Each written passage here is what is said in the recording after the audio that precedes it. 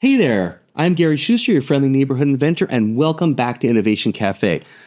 Today, we are going to dive into the top 10 parenting mistakes you need to avoid in order to have creative, happy, healthy, inventive children. Now, if we're not careful, these mistakes can stifle the natural creative genius that kids have. Let's not do that. So let's jump in. First, don't overschedule your kids' lives. We all want our kids to have the best opportunities, but don't overdo it. Remember, there's school, sports, music lessons, tutoring. We don't leave time for the most important activity that kids can do, which is creative, unstructured play, creative, unstructured exploration, where kids learn to imagine, invent, explore. So let's give them space to daydream and create. Mistake 2, do not punish mistakes. Maybe some mistakes that are really dangerous, you got to have consequences for. But remember, a mistake is just a form of failure. And if you know anything from watching this channel, you know that failure is the key to success as an inventor and an innovator. Kids are naturally inclined to take risks. They're naturally inclined to try new things. And a natural consequence of that is that they're going to fail sometimes. They're going to mess it up. Don't make them afraid to try again. Creativity thrives where it's okay to fail. So instead of punishing them, encourage them. Here's a really good analogy. Remember when your kids were first learning to walk, and they would fall down, they'd look at you. So they fall and they're looking at you for a sign. Now you can go one of two ways. You could say, "Oh no, are you hurt? That looks so painful." And you're guaranteed that they're going to cry and probably not try that thing again. Or you can go, "Oh man, you are making such great progress walking. So one little fall, not a big deal. Let's get back up and we'll do it again better." And even if they're hurting, they're probably going to push those tears back and go, "I'm going to fix this. I am going to figure out how to do it." So remember, you're their model. They are looking to you for signals. Signal that failure is okay as long as you use it as a step on the road to success. Here's a third mistake. Don't overfocus on results. Focus on the creative journey to get there. You don't need specific grades or trophies or achievements or standardized test scores. Those are useful to have, don't get me wrong. It'll help you get into better programs. But you will get all those things if you know how to go through the creative process, explore, play, think. And that is something we need to encourage. Yeah, don't get all mad at them because they didn't get the right grade. Instead, ask, did you learn how to do this kind of problem?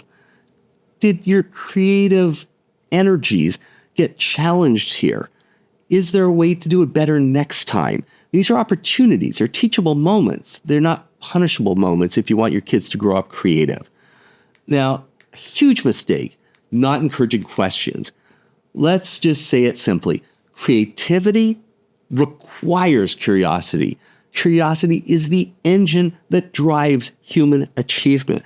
So when kids ask why for the 100th time, don't roll your eyes. Don't say, "I already told you 99 times.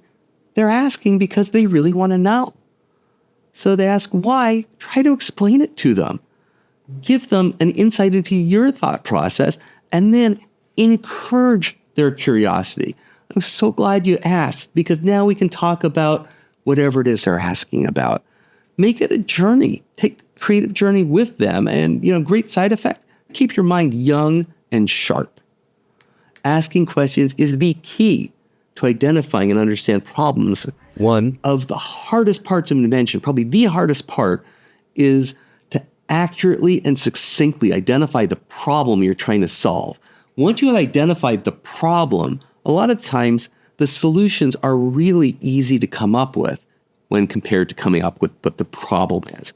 Encourage them to explore problems by asking questions. But here's another mistake. Don't overprotect and restrict exploration. Exploration is critical. We do want to keep our kids safe. We don't want them to do dangerous things. If they want to do something dangerous, there is a way to approach it. So let's say real life story actually happened. Your kid wants to know how a hairdryer works. And they say, hey, Dad, I'm going to take apart this hairdryer. And you do want to mention, oh, I'm so glad you came to me with that because, boy, hairdryers can be dangerous. There's a lot of electricity that goes through those. So let me help you do it and then explain how you unplug it. You should know if there's a capacitor in there that can shock them. It's a hairdryer. Almost certainly there isn't. But you take it apart carefully with them, show them how it's done. Maybe you go to the thrift store to get one. Maybe you just watch a YouTube video where someone takes it apart. However it works, don't shut down their creativity because of your fears. Figure out a way for them to do it safely. This is a variant on trust but verify. You want them to trust when you say something's dangerous, to trust their instincts when they feel something might be dangerous, but then to figure out a way to verify that it's untestable or to actually test it safely. Now, here's another mistake: overload of screen time. That we can't deny the role of tech in today's world. It would be like ignoring the advent of generative AI. We could pretend it's not there, but it's still there. But we do know that too much screen time of the wrong type can really limit creativity. Digital devices deliver passive experiences so much of the time, and even when it's nominally an active experience, like doom scrolling through Instagram or TikTok, or playing a game, you're actively interacting, but your brain is not actively questioning and creating.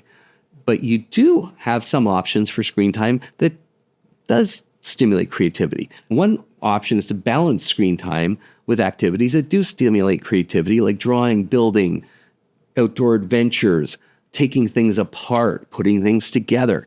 But screen time does not always need to be bad.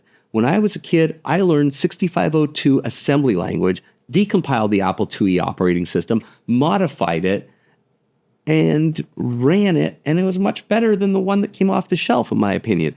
That, for me, was powerful, active, life-changing screen time where I got to explore my creativity in the context of computer coding. There's a huge difference between playing a repetitive video game and using the screen as a tool for active learning. Another mistake: teaching a kid that there's only one right way to do things. Creativity is about recognizing there are many solutions to every problem. And creativity is a matter of finding a better one than the one we're using. If we want to teach our kids that there's only one right way to solve something, we're going to limit their creativity enormously. We want them to think differently. We want them to have divergent thinking. So encourage them to find new ways to answer old questions. Another mistake: treating neurodiversity as a negative instead of what it is, which is a superpower. Neurodiversity, of course, refers to the wide range of natural variations in how people think. Every brain's unique. People with neurodiverse brains, people with autism, ADHD, dyslexia, or who just have tendencies in those directions, think differently than others, and we should recognize that as a strength. Neurodiverse kids may have different ways of thinking and problem solving and expressing themselves, which are all great ways to power innovation. Celebrate neurodiversity. Remember, when you're getting a patent on an invention, the invention has to be novel and not obvious. If your child thinks in a way that is novel and not obvious, they are way ahead of everyone else on the creative journey. And finally, don't ignore your kids' creative interests. Don't focus so hard on academic success that you discourage creativity in your kids. No matter how unconventional what they want to do, recognize that they're trying to explore the world around them. They're trying to explore their own brain. Encourage it. So there you have it. Those are 10 common parenting mistakes. I'm going to have a textual recap after, so you can check them out again by watching past the end of this video. But the good news is, now that we're aware of these 10 mistakes, we can avoid them. Creativity isn't just a nice to have skill. It's not just some, it'd be kind of cool if my kid was creative, but who cares? It is foundational to problem solving. It is foundational to entrepreneurship. It is foundational to art. And it's foundational for innovation. So let's help our kids and keep their creativity alive. Stay creative, stay innovative, stay engaged. I'm Gary Schuster. This has been Innovation Cafe. And until next time, thanks for watching.